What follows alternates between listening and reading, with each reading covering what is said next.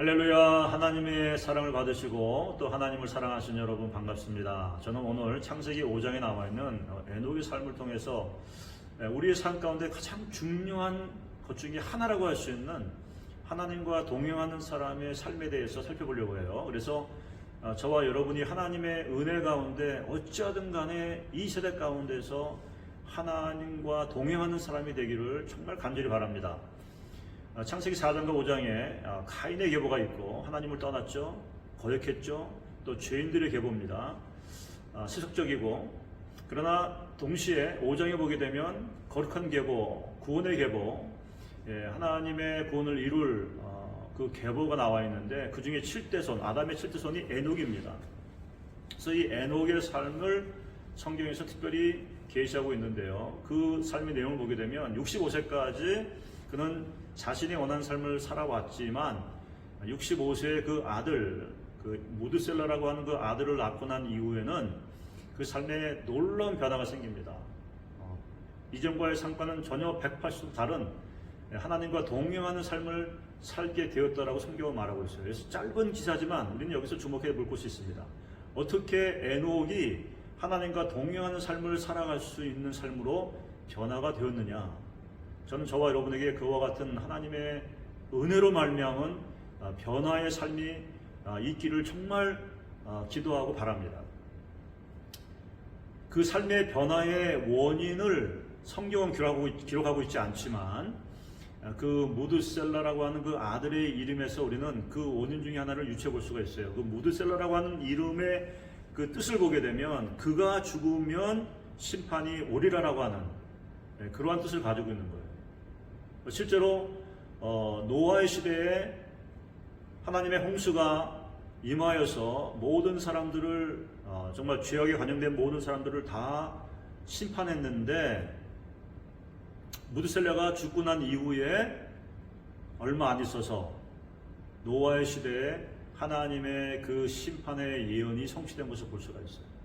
다시 말하면 그 아들의 이름을 무드셀라라고 지으면서 초자연적으로 또 하나님의 은혜로 말미암아 에녹에게 앞으로 하나님이 하실 일들, 특별히 심판에 대한 하나님의 계시가 그에게 이해되어지고 믿어졌다는 것입니다.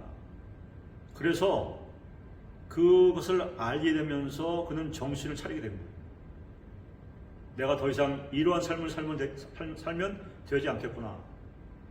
내가 이제는 정말 하나님을 바라보고 하나님과 동행하는 삶을 살아야겠구나라고 결단하게 되어지고 그날 이후부터 하나님과 300년을 동행했다는 것입니다. 그런데 여러분, 300년의 시간도 길지만 보이지 않는 영이신 하나님과 동행하는 일은 더 어려운 일이었을 거라는 것을 한번 생각해 보시기 바랍니다. 단순히 그냥 하나님과 동행한다. 우리가 너무 많이 듣는 얘기예요. 교회 안에서.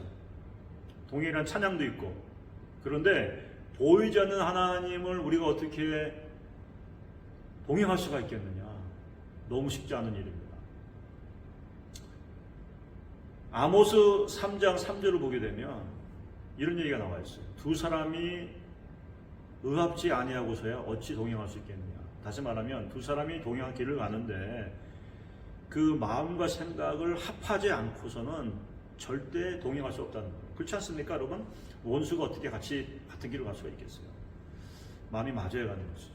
다시 말하면 하나님과 동행이라고 하는 가장 중요한 우리의 삶의 그 모습과 내용에 있어서 하나님의 뜻에 우리의 삶과 우리의 생각과 우리의 모든 것을 맞춰야 된다는 거죠. 하나님이 나의 생각과 나의 계획과 내가 원하는 것에 맞춰서 내가 원하는 때에 내가 기도하면 들어주시고 뭐 일을 이루시는 것이 아니라 내가 나의 모든 것, 나의 생각, 나의 계획, 내 원하는 것이 있을지라도 다 내려놓는 겁니다. 내려놓고 하나님께 나의 생각, 나의 계획, 나의 인생 모두를 드리는 것을 말하는 것이죠.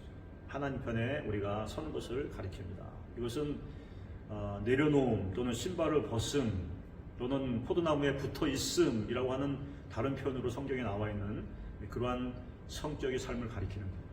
더 이상 내 주장과 내 의견이 아닌 내 신이 아닌 하나님께 온전히 의지하고 순종하고 살아가는 삶을 하나님과 동행한다라고 말하고 있는 것입니다.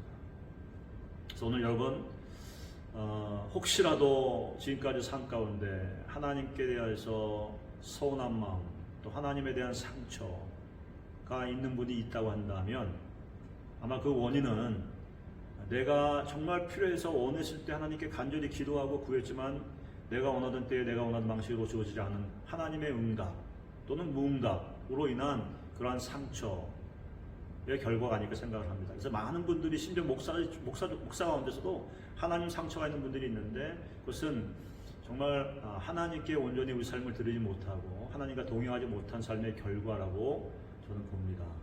그래서 다시 한번 이와 같은 때에 하나님께 부르짖고 간구하여서 하나님 나에게도 에녹과 같이 삶의 전환점이 있게 하여 주시옵소서.